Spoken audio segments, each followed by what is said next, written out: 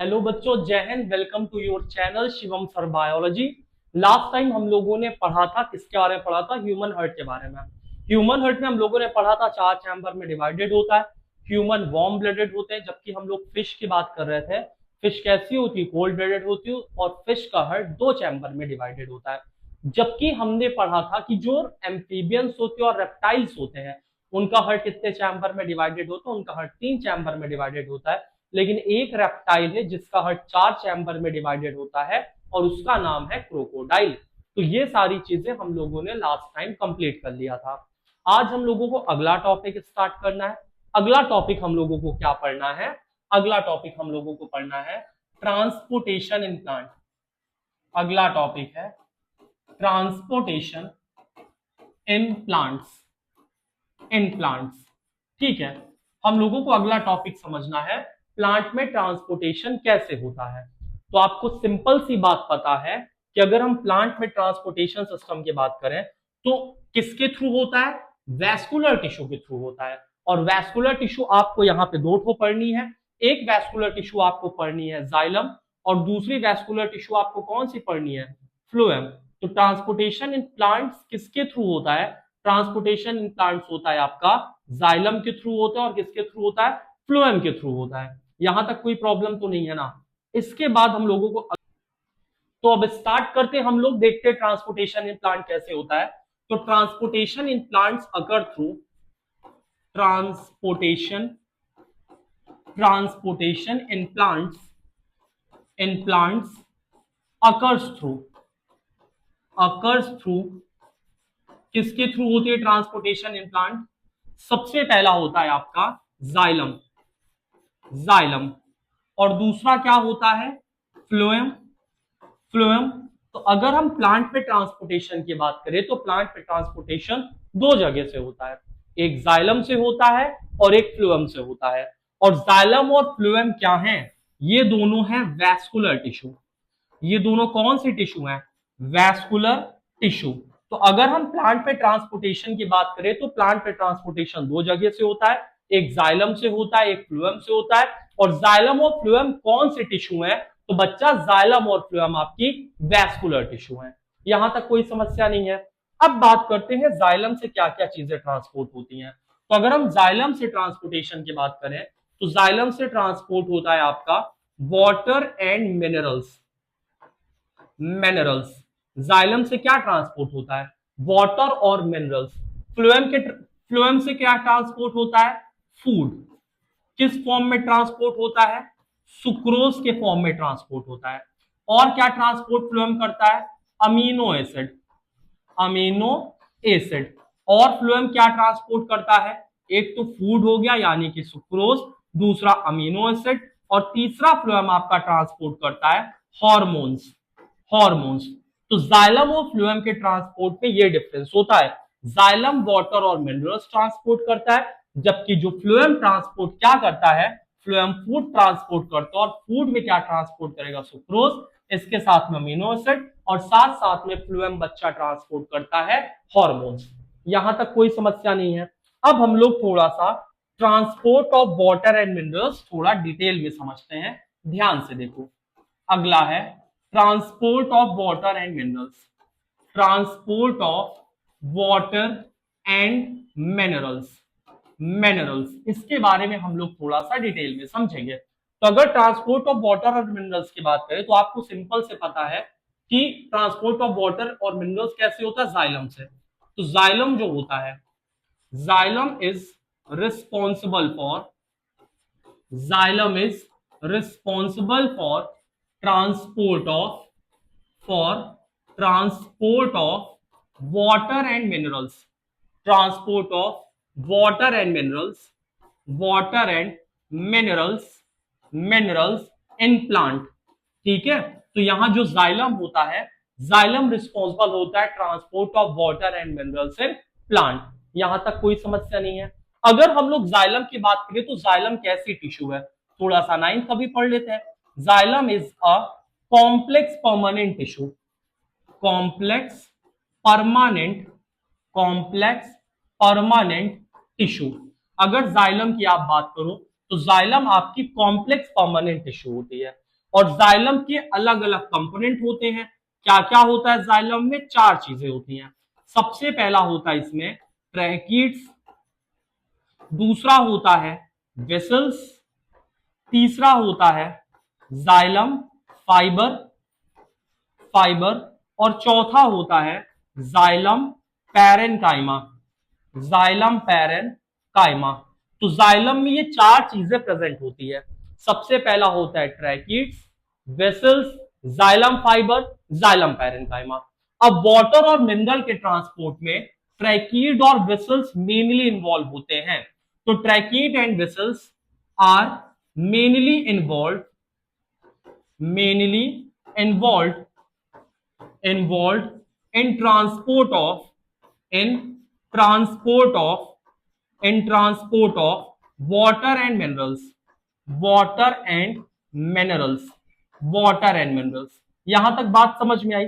जबकि xylem fibre क्या होता है? जाइलम फाइबर प्लांट को क्या प्रोवाइड करता है? जाइलम फाइबर प्लांट को प्रोवाइड करता है mechanical support mechanical support provide करता है। जबकि जो जाइलम पैरेनकाइमा होता है ये क्या होता है? लिविंग और ये क्या करेगा? फूड स्टोरेज का काम करता है। तो ये तो बात हो गई जाइलम के बारे में। जाइलम कैसी टिश्यू है? तो xylem is a complex permanent tissue. इसमें कितने पार्ट होते हैं? 4 पार्ट होते हैं। सबसे पहला है ट्रैकीड्स, दूसरा वेसल्स, तीसरा जाइलम, चौथा जाइलम फाइबर, जाइलम पैरेनकाइमा। और इसमें ट्रैकीड्स और वेसल्स मेनली रिस्पॉन्सिबल होते हैं ट्रांसपोर्ट ऑफ वाटर और मिनरल्स के लिए। हम लोग सारी चीजें बहुत प्रॉपर वे में समझेंगे एक एक करके। अब ध्यान से देखो और आगे की चीजें हम लोग समझते हैं। जाइलम ट्रांसपोर्ट तो करता है वाटर एंड मिनरल, इसमें कोई समस्या नहीं है। लेकिन जाइलम का ट्रांसपोर्ट कैसा होता है? By directional. तो ध्यान से समझना, यूनिडायरेक्शनल होता है।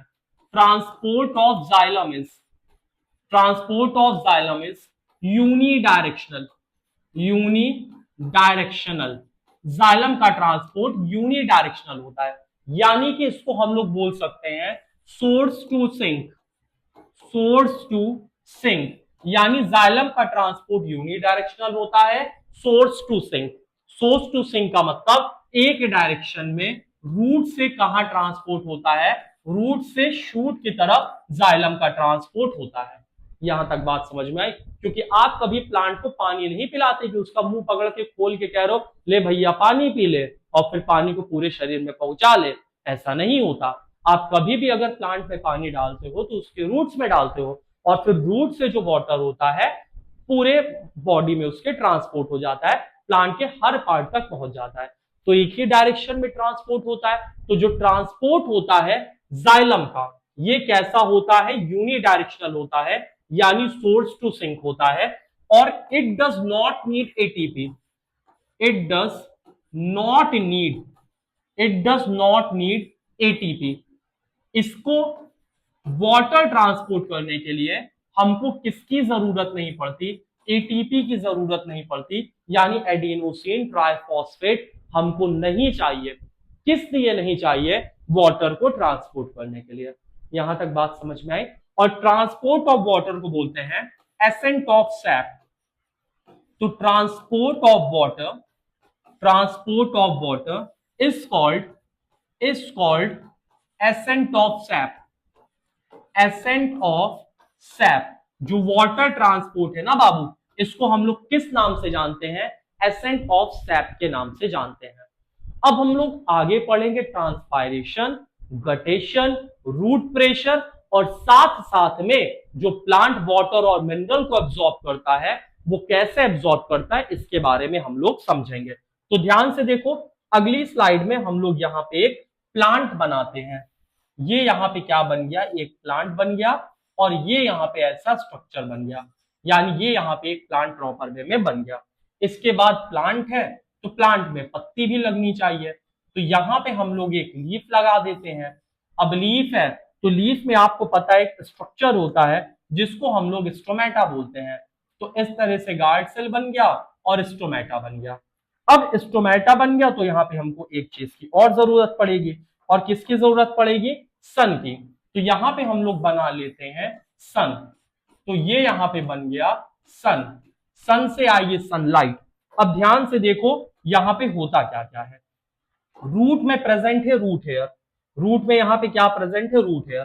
तो यहां पे रूट है, रूट है, और रूट में रूट हेयर प्रेजेंट है, यानी यहां पे आप बेसिकली ये समझ सकते हो कि यहां पे रूट्स हैं। अब होता क्या है, नीचे है सॉइल, और नीचे है सॉइल, और सॉइल में क्या होता है, कुछ आयंस प्रेजेंट होते हैं। कौन कौन से आयंस होते हैं, जैसे सोडियम आयन होता है, पोटेशियम आयन होता है, मैग्नीशियम आयन होता है, कैल्शियम आयन होता है। तो जो रूट एब्जॉर्प्शन करता है वाटर का, वो सारी प्रक्रिया कैसे होती इसके बारे में हम लोग समझेंगे। तो सबसे पहले जो प्लांट की रूट होती हैं, रूट हेयर्स होती हैं, वो क्या करती हैं, इन आयंस को एब्जॉर्ब कर लेती हैं। तो सबसे पहला जो स्टेप होता है वाटर ट्रांसपोर्ट में, वो क्या होता है, वो क्या होता है, प्लांट क्या करते हैं, plant Uptake the plant Uptake these ions plant Uptake these ions by active transport, active transport. और एक्टिव ट्रांसपोर्ट में कैसे लेते हैं, by use of ATP, ATP. यानी पहला स्टेप क्या होता है, पहला स्टेप ये होता है कि प्लांट इन आयंस को एब्जॉर्ब कर लेता है, और इन आयंस को एब्जॉर्ब करेगा एटीपी का यूज करके, यानी इन आयन को एब्जॉर्ब करने के लिए एटीपी की जरूरत पड़ती है। तो प्लांट ने इस आयन को यहां पे एब्जॉर्ब कर लिया किसका यूज करके एब्जॉर्ब किया, एटीपी का। तो ये जो आयंस है, यहां पे आयंस का कंसंट्रेशन बढ़ जाएगा, यहां पे आयंस का कंसंट्रेशन बढ़ जाएगा। बात समझ में आ रही कि नहीं आ रही है। प्लांट ने आयंस को एब्जॉर्ब किया और आयंस का कंसंट्रेशन रूट के अंदर बढ़ गया। इससे होगा क्या, इससे होगा क्या, absorption of ion concentration gradient create करेगा। यहां पे जो एब्जॉर्प्शन ऑफ आयन है, absorption of ions creates a creates a concentration gradient, gradient absorption of ions concentration gradient create करेगा। और इससे होगा क्या, वाटर एब्जॉर्ब हो जाएगा higher concentration to lower concentration. इससे क्या होगा, जो वाटर होगा एब्जॉर्ब हो जाएगा, एब्जॉर्ब कैसे होगा, हायर कंसंट्रेशन, इसका मतलब कंसंट्रेशन है, to lower concentration, higher concentration to lower concentration. और हायर कंसंट्रेशन से लोअर कंसंट्रेशन जब वाटर एब्जॉर्ब होगा, इसके लिए इसको हम लोग क्या बोलते हैं, इसको हम लोग बोलते हैं ऑस्मोसिस, ऑस्मोसिस। तो यहां पे हुआ क्या, ध्यान से देखो, आपने क्या किया, पानी डाला सॉइल में, समझ बात आई, लेकिन पानी ऐसे तो एब्जॉर्ब होगा नहीं, पानी एब्जॉर्ब होगा ऑस्मोसिस से, यानी higher concentration to lower concentration. तो हमको पानी का हायर कंसंट्रेशन सॉइल में क्रिएट करना है और लोअर कंसंट्रेशन प्लांट के अंदर क्रिएट करना है। तो प्लांट के अंदर लोअर कंसंट्रेशन क्रिएट करने के लिए हम क्या करेंगे, इन आयंस को, जो कि मिट्टी में आयंस प्रेजेंट है, उसको एक्टिवली एब्जॉर्ब करवा देंगे। और जब एक्टिवली ये आयंस प्लांट ले लेगा, तो आयंस अब ज्यादा कहां है, प्लांट के अंदर। तो जब आयंस प्लांट के अंदर ज्यादा हो जाएंगे, तो जो वाटर है, वाटर का कंसंट्रेशन प्लांट के अंदर कम हो जाएगा, और सॉइल के अंदर वाटर का कंसंट्रेशन बढ़ जाएगा। तो अब वाटर जाएगा higher concentration to lower concentration, यानी कि अब पानी ट्रांसपोर्ट होगा। कहां से ट्रांसपोर्ट होगा, सॉइल से ट्रांसपोर्ट होगा। कहां ट्रांसपोर्ट होगा पानी, कहां ऑस्मोसिस के थ्रू ट्रांसफर होगा, प्लांट के अंदर। तो पहला स्टेप ये है, क्या है, सबसे पहले प्लांट क्या करता है, इन आयंस को ले लेगा। इसके साथ साथ में जब आयंस को ले लेगा, तो आयंस का कंसंट्रेशन यहां पे ज्यादा, यहां पे कम, तो अब पानी जाएगा higher concentration to lower concentration osmosis की वजह से। तो पहला स्टेप क्या हो गया, absorption of water by the osmosis. और ये कंसंट्रेशन ग्रेडियंट कैसे क्रिएट होता है, ये कंसंट्रेशन ग्रेडियंट क्रिएट होता है जब प्लांट इन आयंस को एब्जॉर्ब कर लेता है, इन आयंस को ले लेता है एक्टिवली एटीपी का इस्तेमाल करके। पहला स्टेप समझ में आया। अब दूसरा स्टेप क्या होता है, ध्यान से देखो। अब दूसरा स्टेप क्या होता है वाटर ट्रांसपोर्ट में, इसके बारे में हम लोग समझते हैं। तो दूसरे स्टेप में क्या होता है, दूसरे स्टेप में काम करता है root pressure. Root pressure, root pressure क्या करता है बाबू, रूट प्रेशर क्या करेगा, it push the it push the water upward. Upward root pressure क्या करेगा, पानी को धीरे धीरे करके ऊपर पुश करेगा। यहां पे ट्रैकिड्स और वेसल्स हैं, यहां पे ट्रैकिड्स और वेसल्स हैं। एक बार यहां पे पानी आ गया, एक बार पानी यहां पे आ गया, तो रूट क्या करेगा, लगातार पानी एब्जॉर्ब कर रहा है, लगातार पानी ले रहा है, तो रूट क्या करेगा, पानी को ऊपर पुश करेगा। तो रूट प्रेशर से पानी धीरे धीरे ऊपर चढ़ना शुरू कर देगा। यहां तक बात समझ में आई। तो ट्रांसपोर्टेशन में कौन इंपॉर्टेंट रोल प्ले करता है, रूट प्रेशर। रूट प्रेशर करता क्या है बाबू, it push the water upward, ये पानी को अपवर्ड पुश करता है।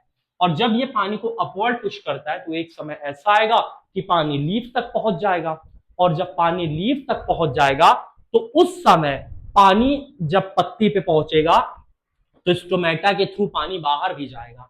और जब स्टोमेटा के थ्रू पानी बाहर जाएगा तो लिक्विड फॉर्म में होगा कि वेपर फॉर्म में, लिक्विड फॉर्म में, ड्रॉप के फॉर्म में। और इसको हम लोग बोलते हैं गटेशन। तो ध्यान से समझना, रूट प्रेशर क्या करता है, it push the water upward. Root pressure पानी को अपवर्ड पुश करता है। इससे होता क्या है, वाटर का लॉस होता है, वाटर का लॉस होता है in form of drops, in form of drops. यहां पानी का लॉस होता है ड्रॉप्स के फॉर्म में। और इस प्रोसेस को हम लोग क्या बोलते हैं, इसको हम लोग बोलते हैं गटेशन। इसको हम लोग क्या बोलते हैं, गटेशन। तो अगर कोई पूछे व्हाट इज गटेशन, तो लॉस ऑफ वाटर, पानी का लॉस होना, किस फॉर्म में, ड्रॉप्स के फॉर्म में लॉस होना, इसको गटेशन बोलते हैं। और गटेशन के लिए कौन रिस्पॉन्सिबल है, रूट प्रेशर।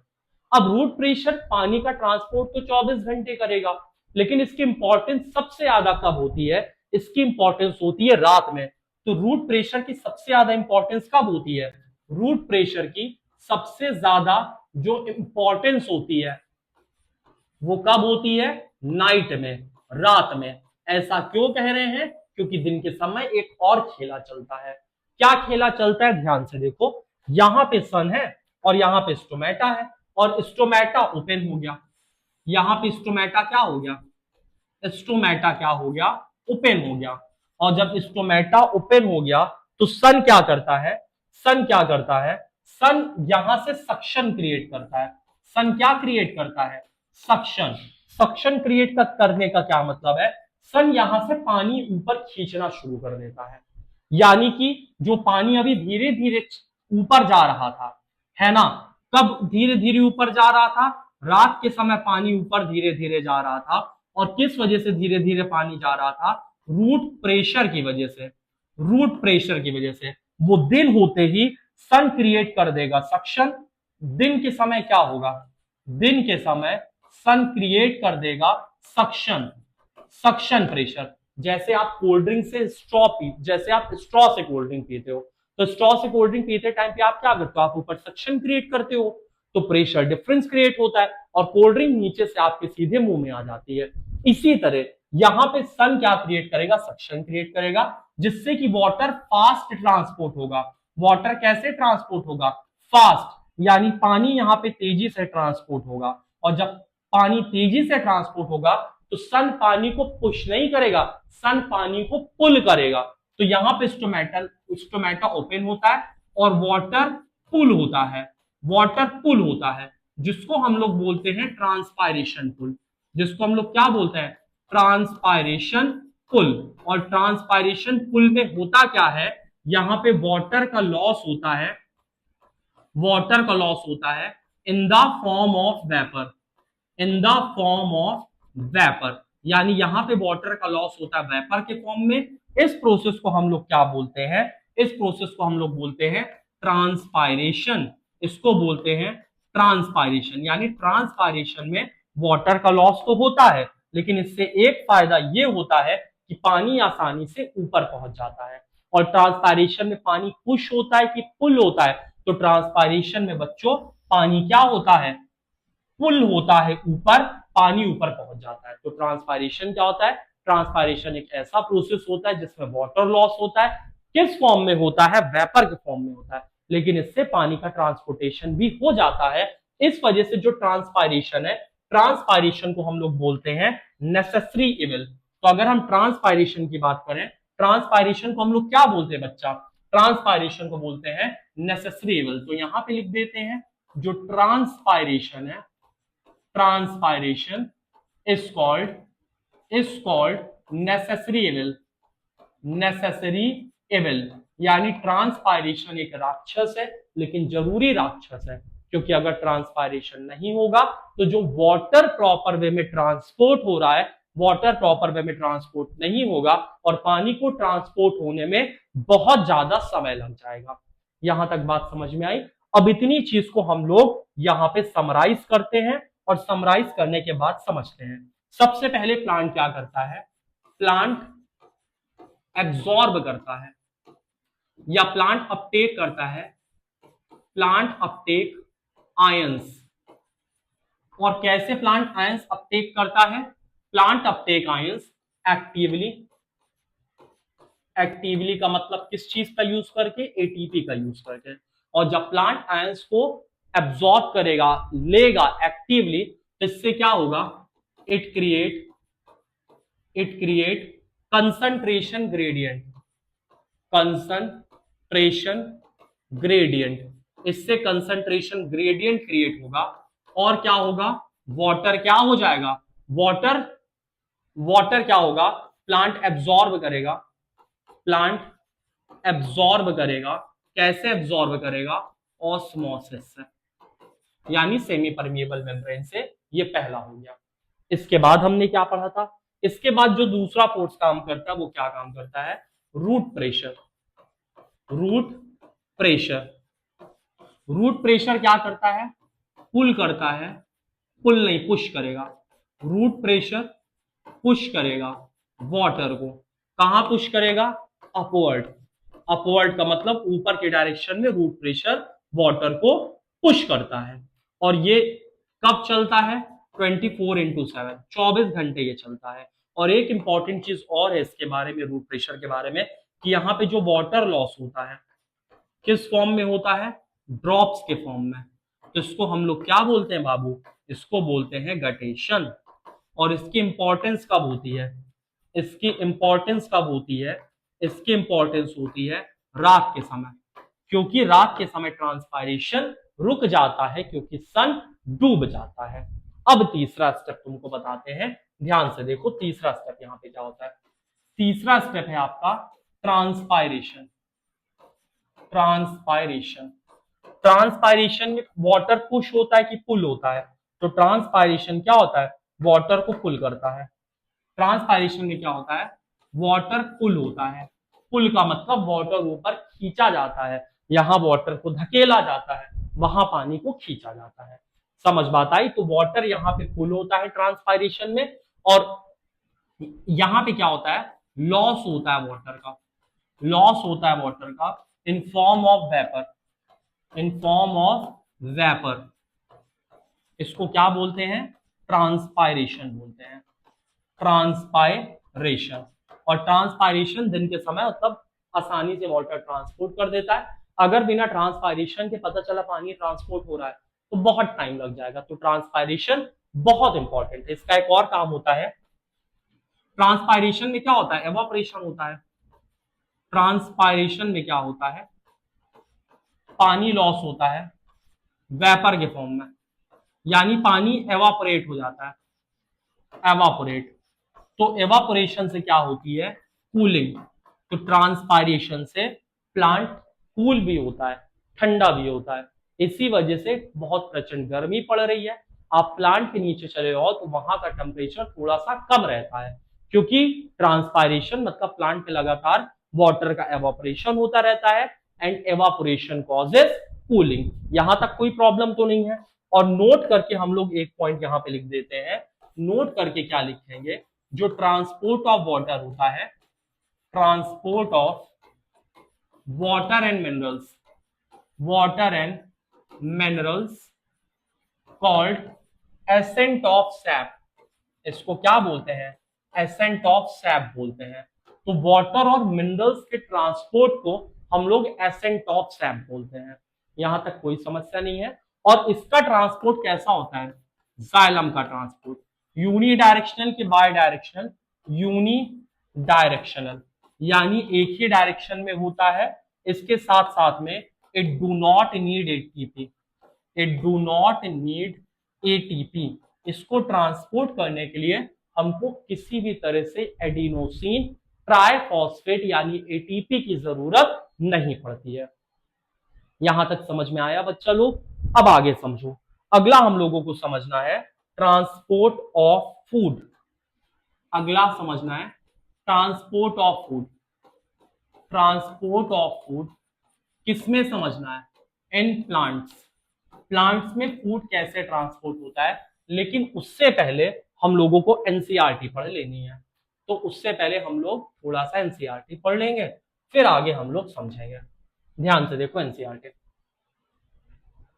ये एनसीईआरटी यहाँ पे ओपन हो गई है और इसके बाद हमको एनसीईआरटी को नीचे लेते आना है। आ जाओ बाबू एनसीईआरटी नीचे, किस पेज नंबर पे, 16 पे लेते आते हैं। ठीक है, एक और लाते हैं। चलो ओपन हो जाओ, थोड़ा थोड़ा ऊपर नीचे करना।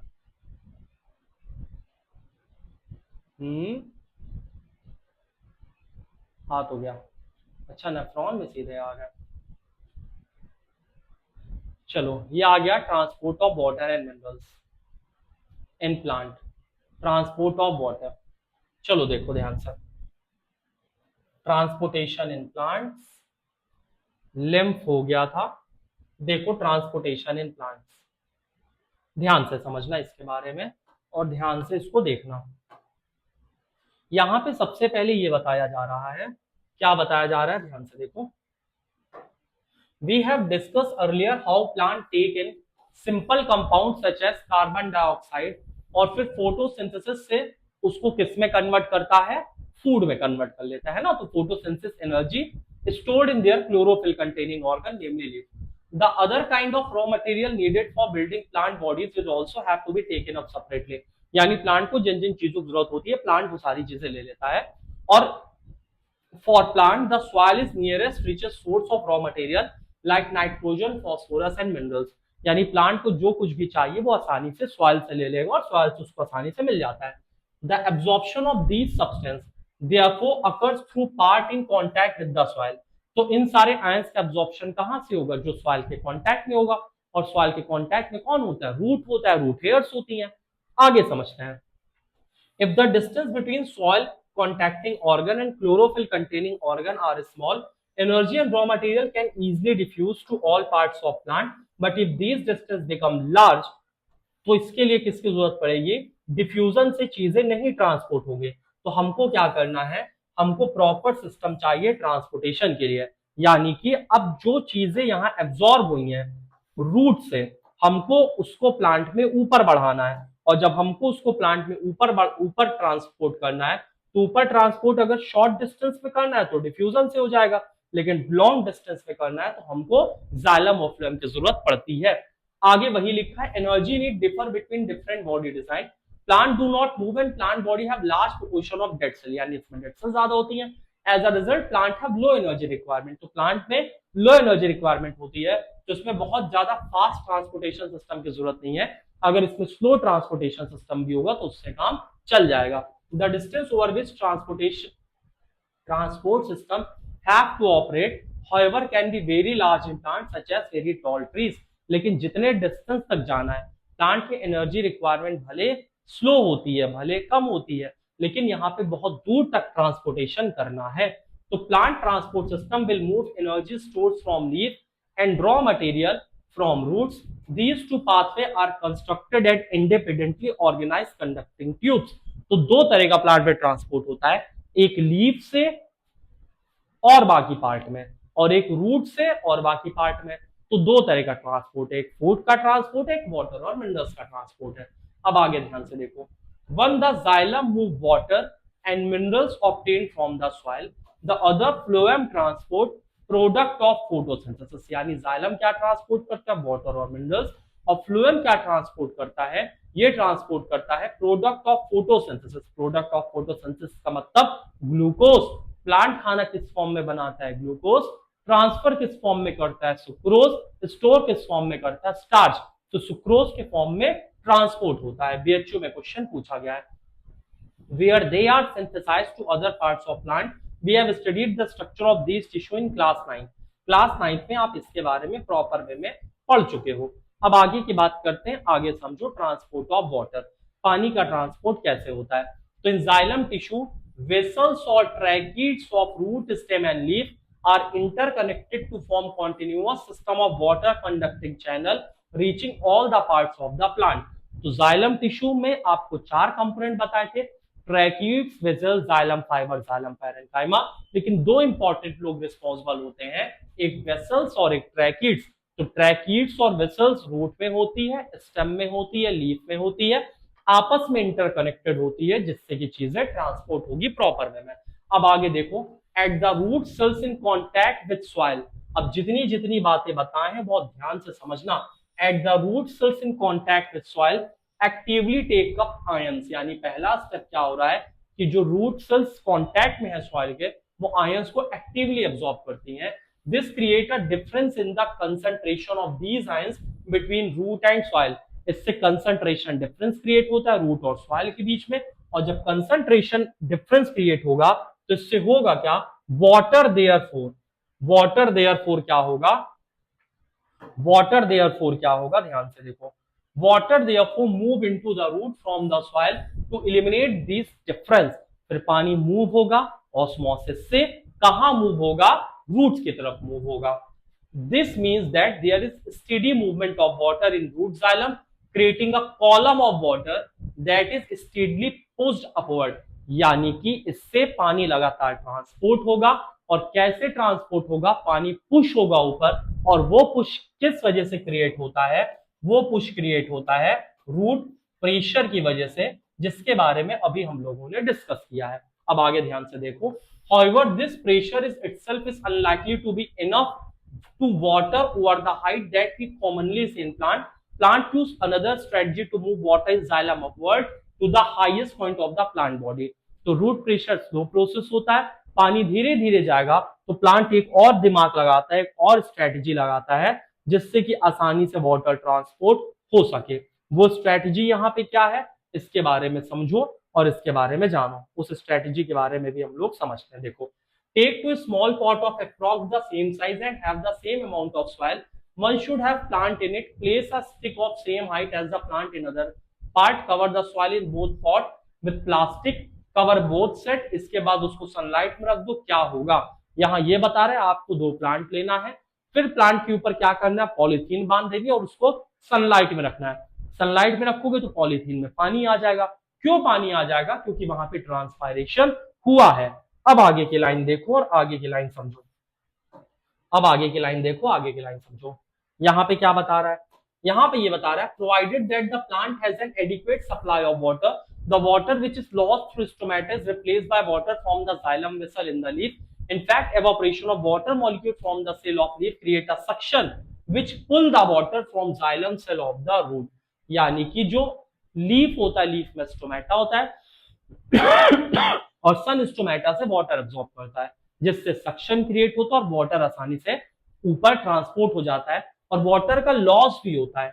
किस फॉर्म में वाटर का लॉस होता है, वेपर के फॉर्म में, जिसको ट्रांसपायरेशन बोलते हैं। लेकिन ट्रांसपायरेशन नेसेसरी है, जरूरी राक्षस है। इससे भले वाटर का लॉस होता है, लेकिन वाटर ट्रांसपोर्ट भी होता है। आगे समझो इसमें, और आगे का पॉइंट हम लोग समझते हैं।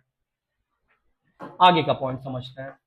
आगे का पॉइंट क्या बोल रहा है, thus transpiration help in absorption of water and upward movement of water and mineral dissolved in it from root to the leaf. It also help in temperature regulation। ये टेम्परेचर रेगुलेशन में भी मदद करता है। टेम्परेचर रेगुलेशन कैसे, क्योंकि evaporation होता है and evaporation falling causes cooling, तो ये भी करता है। The effect of root pressure in transport of water is more important at night. ये अभी हमने डिस्कस किया है कि जो इफेक्ट ऑफ रूट प्रेशर होता है ये रात के समय बहुत ज्यादा इंपॉर्टेंट होता है। During the day when the stomata are open the transpiration pull become the major driving force in movement of water. दिन के समय कौन रिस्पॉन्सिबल होता है? Transpiration pull. रात के समय कौन रिस्पॉन्सिबल होता है? तो बाबू रात के समय रिस्पॉन्सिबल होता है आपका रूट प्रेशर, दिन के समय कौन रिस्पॉन्सिबल होता है? ट्रांसपायरेशन पुल। यहां तक बात समझ में आ गई। अब आगे समझो, आगे हम लोग समझेंगे transport of food and other substances. तो अगला टॉपिक हमको समझना है transport of food and other substances. तो आ जाते हैं ट्रांसपोर्ट ऑफ फूड में, और ट्रांसपोर्ट ऑफ फूड के बारे में हम लोग यहाँ पे समझते हैं। क्लोज हो जाओ भैया, सेव एंड एग्जिट करते हैं। अब इसमें आते हैं transport of food in plant. तो transport of food in plant कैसे होता है? So transport of food in plant occurs through transport of food in plants.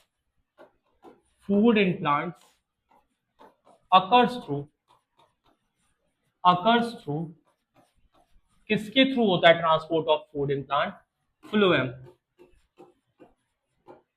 तो transport of food in plants occur through phloem. Phloem भी कैसी tissue है? Phloem आपकी है complex permanent tissue. Complex permanent tissue, इसमें भी अलग अलग पार्ट होते हैं, 4 part. Sieve tube, companion cell,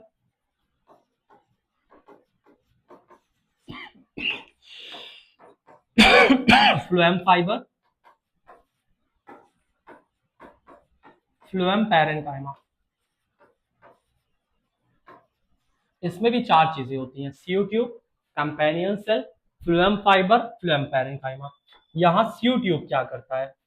sieve tube mainly responsible होता है ट्रांसपोर्ट ऑफ फूड, और प्लांट फूड किस फॉर्म में ट्रांसपोर्ट करता है?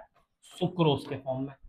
और सीव ट्यूब की जो सेल्स होती हैं, it not contain nucleus, it not contain nucleus. यहां न्यूक्लियस नहीं होता।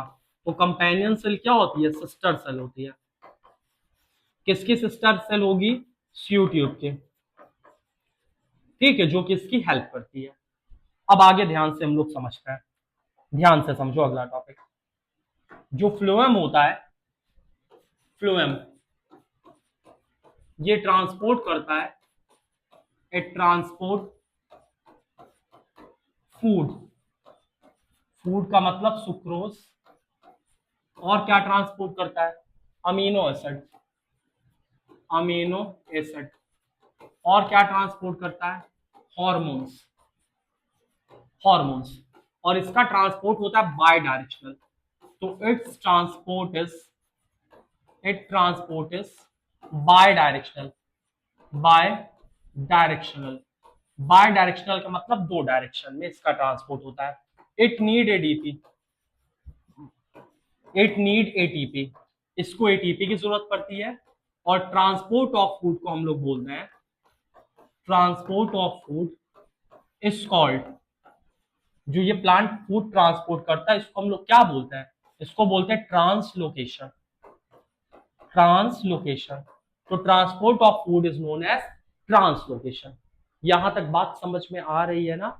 एक बार फिर से देखो, phloem it transport food, sucrose, amino acid और hormones. It transport is bidirectional, इसका ट्रांसपोर्ट बाय डायरेक्शनल होता है, इसको एटीपी की जरूरत पड़ती है। और transport of food is known as translocation. Food transport को हम लोग क्या बोलते हैं बच्चा? ट्रांसलोकेशन बोलते हैं। जैसे मान लो कि फिर से ये एक पेड़ है, अब पेड़ में ये पत्तियां हैं, अब बाकी सीजन में क्या है? इस पत्ती में क्या बन रहा है? फूड। और फूड कहाँ आ रहा है? सोर्स से सिंक की तरफ। पता चला यहाँ पे नई बड ग्रो कर रही है, इसको फूड चाहिए, तो खाना यहां से नीचे आ गया। लेकिन अब स्प्रिंग सीजन आ गया, ध्यान से समझना, स्प्रिंग सीजन। तो स्प्रिंग सीजन में क्या होगा? पत्तियां गिर जाती हैं, है ना? स्प्रिंग सीजन में क्या होता है? Leaf fall, leaf fall. तो अब जो नई पत्तियां निकलेंगी, नए बड निकलेंगे, उनको चाहिए फूड। तो जो फूड स्टोर होता है प्लांट में, वो कहां से ट्रांसपोर्ट होगा, सिंक से किसकी तरफ, सोर्स की तरफ। तो स्प्रिंग सीजन में फूड ट्रांसपोर्ट होता है सिंक से किसकी तरफ, सोर्स की तरफ। और यहाँ पे कहाँ ट्रांसपोर्ट होता है, सोर्स से सिंक की तरफ। तो इसका ट्रांसपोर्ट बाय डायरेक्शनल होता है। और एक चीज और बताते हैं, प्लांट फूड प्रिपेयर करता है, प्लांट फूड को प्रिपेयर करता है, किस फॉर्म में, ग्लूकोज के फॉर्म में। ट्रांसफर करता है किस फॉर्म में, सुक्रोज के फॉर्म में। और स्टोर करता है प्लांट किस फॉर्म में, स्टार्च के फॉर्म में। यहां तक बात समझ में आ गई है। अब एक बार हम लोग ये सारी चीजें एनसीईआरटी से देख लेते हैं और फिर इसके बारे में हम लोग समझते हैं। तो अगला है transport of food and other substance. Plant में फूड वगैरह कैसे ट्रांसपोर्ट होता है इसके बारे में समझते हैं। तो so far we have discussed the transport of water and minerals in plant. Now let us consider how the product of metabolic process, यानी कि जो फोटोसिंथेसिस का प्रोडक्ट होता है वो कैसे प्लांट में ट्रांसपोर्ट होता है। तो this transport of soluble product of photosynthesis is called translocation, यानी इसके ट्रांसपोर्ट को ट्रांसलोकेशन बोलते हैं। और ये भी वैस्कुलर टिश्यू से होता है। और कौन सी वैस्कुलर टिश्यू से, फ्लोएम से। Beside the product of photosynthesis, यानी सुक्रोज के साथ साथ ये क्या ट्रांसपोर्ट करेगा, amino acid and the other substance. वो अदर सब्सटेंस क्या है, हॉर्मोन्स है। these substances are especially delivered to the storage organ of root, fruits and seed to growing organ। और ये सारे फूड जो एक्स्ट्रा होता है वो प्लांट स्टोर कर लेता है स्टार्च के फॉर्म में। कहां कहां स्टोर करेगा, रूट्स में, फ्रूट्स में, सीड में। The translocation of food and other substance takes place in sieve tube, ये आपको बता चुके हैं। With the help of companion cell की मदद से, क्योंकि सीव ट्यूब में न्यूक्लियस नहीं होता, कंपेनियन सेल इसकी सिस्टर सेल होती है। Both in upward and downward direction, यानी कि जो ट्रांसपोर्ट होता है यूनि डायरेक्शनल होगा कि बाय डायरेक्शनल ट्रांसपोर्ट होगा। अब आगे की लाइन देखो और आगे समझो। आगे की लाइन देखो, unlike transport in xylem which can be largely explained by simple physical forces, translocation in phloem is achieved by। यहां पे हमको किसकी जरूरत पड़ेगी फ्लोएम के ट्रांसपोर्ट के लिए, इसके लिए हमको जरूरत पड़ेगी बाबू एनर्जी की। तो यहाँ पे एनर्जी की जरूरत पड़ती है मटेरियल लाइक सुक्रोज। आपको बताया कि प्लांट किस फॉर्म में खाना ट्रांसपोर्ट करेगा, सुक्रोज के फॉर्म में। तो material like sucrose is transferred into phloem tissue using the ATP. This increase the osmotic pressure of tissue, causing water to move into it. This pressure moves the material in phloem to tissue which have less pressure। इस line का क्या मतलब है ध्यान से देखो। This increase the osmotic pressure of tissue, causing water to move into it। यानी कि ये यहाँ पे अगर फ्लोएम है, ध्यान से समझना, ये अगर यहाँ पे फ्लोएम है तो यहाँ पे क्या है, जाइलम। अब यहाँ पे सुक्रोज है, यहाँ पे क्या है, सुक्रोज। तो यहाँ पे ऑस्मोटिक प्रेशर क्या होगा, ज्यादा। यहाँ पे ऑस्मोटिक प्रेशर ज्यादा, यहाँ पे ऑस्मोटिक प्रेशर कम। तो वाटर जाएगा higher concentration to lower concentration, तो यहाँ पे पानी आ जाएगा। अब यहाँ पे क्या भरा हुआ है, फ्रूट्स। अब फ्रूट्स पे कंसंट्रेशन कम है और यहाँ कंसंट्रेशन ज्यादा, तो अब यहाँ से सुक्रोज कहाँ चला जाएगा, फ्रूट्स में चला जाएगा। तो इससे फल वगैरह भी मीठे हो जाते हैं। तो वही यहाँ पे बताया है, this increase osmotic pressure of tissue causing water to move into it। इससे पानी यहां मूव करेगा। This pressure move the material in phloem to tissue which has less pressure। फिर यहां से चीजें कहां जाएंगी, लेस प्रेशर यानी फ्रूट्स वगैरह में जाएंगे। This allow the phloem to move material according to plant's need। इससे मटेरियल मूव करते हैं प्लांट के नीड के अकॉर्डिंग। अब यहाँ पे इसका ट्रांसपोर्ट बाय डायरेक्शनल कब होता है इसके बारे में समझते हैं। For example in the spring sugar is stored in root and stem. Spring season, पतझड़ के मौसम में शुगर कहां स्टोर होता है, सुक्रोज कहां स्टोर होता है, रूट और स्टेम में। Would be transported in buds growing region में, जिसको एनर्जी की जरूरत है। तो इस तरह से प्लांट में जो बाय डायरेक्शनल ट्रांसपोर्ट होता है वो होता है किसके थ्रू होता है, फ्लोएम के थ्रू होता है। अब हम लोग इसका क्वेश्चन आंसर देख लेते हैं। तो क्वेश्चन आंसर इसका क्या है, ध्यान से देखो। What are the component of transport system in human beings? What are the function of these component? तो अगर component of transport system in human beings की बात करें तो एक ब्लड है, दूसरा लिम्फ है और तीसरा हार्ट है। तो ये कंपोनेंट हो गया ट्रांसपोर्ट सिस्टम में ह्यूमन बीइंग में। इसके साथ साथ ब्लड वेसल्स भी है, ब्लड वेसल्स भी ट्रांसपोर्टेशन इन्वॉल्व होता है। इसका पूछा what are function of these component, तो आपको फंक्शन पता है, ब्लड सारी चीजें ट्रांसपोर्ट करता है, लिम्फ फैट वगैरह एब्जॉर्ब करने में मदद करता है, हार्ट ब्लड को पंप करता है और ब्लड वेसल्स बॉडी के एक एक ऑर्गन तक सारी चीजें ट्रांसपोर्ट करता है। अगला है why it is necessary to separate oxygenated and deoxygenated blood in mammals and birds. तो मैमल्स और बर्ड वार्म ब्लडेड होते हैं, उनके एनर्जी की रिक्वायरमेंट ज्यादा है, तो उनको ऑक्सीजन की प्रॉपर सप्लाई चाहिए। और जो 4 चैम्बर हार्ट में होता है उससे ऑक्सीजनेटेड और डीऑक्सीजनेटेड ब्लड सेपरेट होता है, तो ऑक्सीजन की प्रॉपर सप्लाई इंश्योर होती है। अगला क्वेश्चन है what are the component of transport system in highly organised plant. तो हाईली ऑर्गेनाइज्ड प्लांट में क्या कंपोनेंट होता है, एक जाइलम और दूसरा फ्लोएम। इसका पूछा how are water and mineral transported in plant, water और मिनरल कैसे ट्रांसपोर्ट होता है, जाइलम से। पूरा प्रोसेस इसमें बता देना जो भी बताए हैं। How it food transported in plant, तो आंसर क्या आएगा, फ्लोएम। यहां तक बच्चा समझ में आई। तो यहां से आपका कंप्लीट होता है transportation of water and minerals in plant as well as transportation of food. I hope आपकी क्लास आपको पूरी समझ में आई होगी। मिलते हैं नेक्स्ट क्लास में excretion in human and plant के साथ, तब तक के लिए जय हिंद।